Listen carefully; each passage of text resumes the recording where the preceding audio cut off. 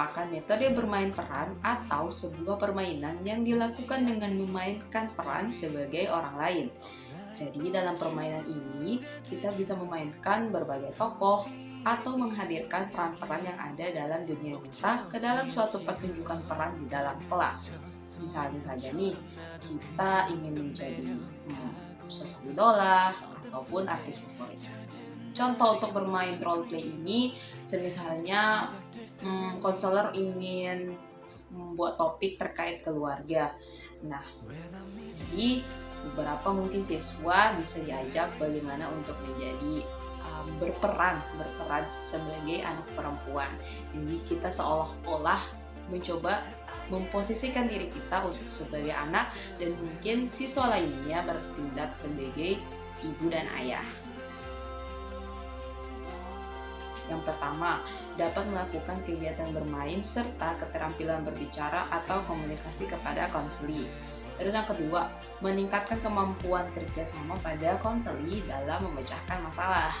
Ketiga, dapat menambah kosakata dan daya imajinasi yang dimiliki konseli. Dan yang terakhir, meningkatkan kemampuan sosial pada konseli. Namun, kegiatan roleplay ini juga memiliki sedikit kekurangan. Nah, yang pertama itu memerlukan waktu dan persiapan yang panjang untuk dapat memahami materi pelajaran yang dipilih, sehingga bisa menjadi suatu pertunjukan yang baik dan edukatif.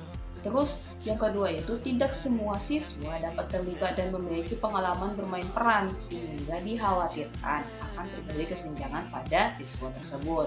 Lalu yang ketiga itu bisa berpotensi dapat mengganggu kegiatan belajar kelas lainnya, dan membutuhkan tempat yang lumayan luas serta media pembelajaran yang memadai. Ini yang pertama tentunya ada persiapan. Jadi kita memperkenalkan siswa dengan sebuah kasus terkait materi yang dipelajari. Kemudian kita memilih peran, mendeskripsikan karakter yang ada dan memiliki siapa saja yang akan dimainkan peran-peran tersebut. Ketiga yaitu menata ruang kelas. Pada tahap ini, guru serta siswa dapat bersama-sama menata ruang kelas sebagai tempat pertunjukan nantinya. Setelah ruangan telah tertata, sekarang kita menyiapkan pengamat.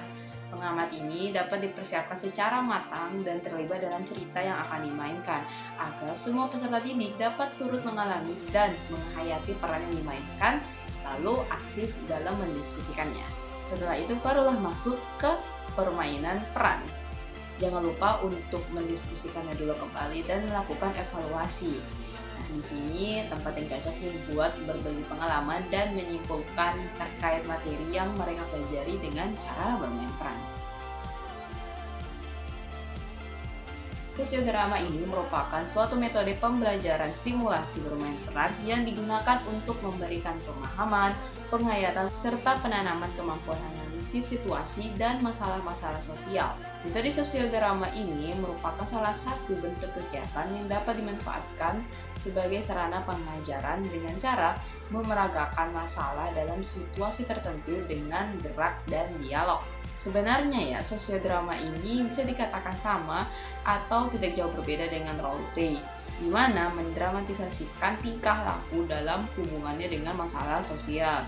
Nah, contohnya ini memerankan sebuah drama seperti Teman Tapi Maksa. Jadi ceritanya itu seorang siswa baru bernama Tasya pindah ke SMA Dharma Bakti. Nanda, Nida, dan Shakila merupakan siswa yang pintar dan berprestasi. Mereka penasaran dengan Tasya yang selalu sendiri dan tidak punya teman. Pada akhirnya diajaklah oleh Nando bergabung. Tasya memiliki teman, namun beda kelas. Semakin lama, Tasya sering mengadu domba, berbohong, dan memanfaatkan temannya untuk mendapatkan keuntungan.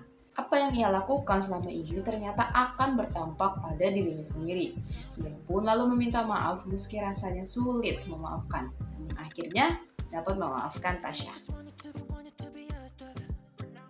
Yang pertama ada persiapan dulu, kemudian penentuan perilaku ataupun masalah. Nah, lalu dipilih juga siapa yang menjadi pelaku dan siapa yang menjadi pemeran. Pastinya dalam pemilihan ini mereka juga perlu memahami peran yang mereka akan mainkan. Dan ketika permainan telah dimulai, tentu saja akhir kegiatan akan kita diskusikan kembali atau menganalisis permainan tersebut. Pertama itu dapat berkesan dengan kuat dan tahan lama dalam ingatan siswa. Yang kedua, sangat menarik bagi siswa karena kita seperti bermain bersama. Ketiga, membangkitkan gairah dan semangat optimisme dalam diri siswa serta menumbuhkan rasa kebersamaan dan kesetiakawanan sosial yang tinggi. Permainan ini tuh memerlukan waktu yang relatif panjang dan banyak. Kemudian memerlukan kreativitas dan daya kreasi yang tinggi dari pihak guru maupun murid. Kebanyakan siswa yang ditunjuk sebagai pemeran merasa malu untuk memerankan suatu adegan tertentu.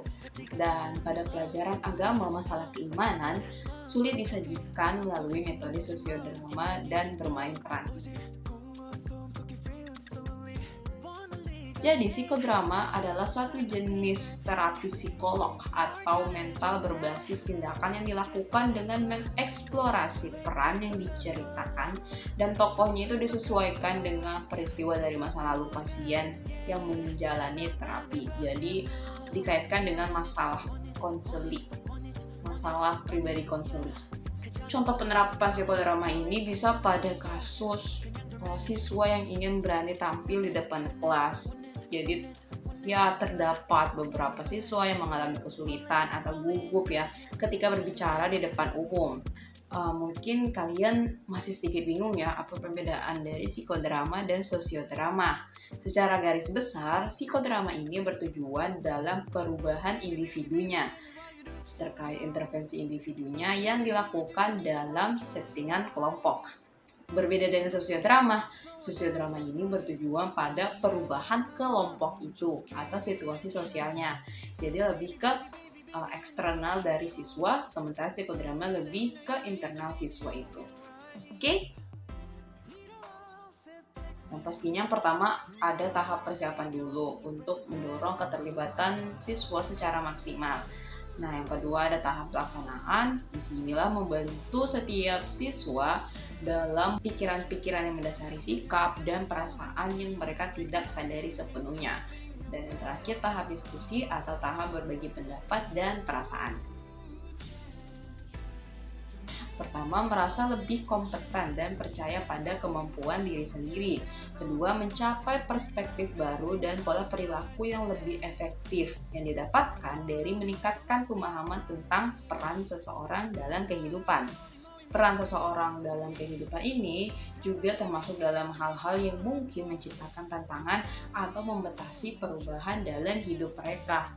Kemudian, psikodrama ini juga bisa meningkatkan penggunaan bahasa dan perspektif untuk mengeksplorasi kejadian di masa lalu, saat ini, ataupun masa depan.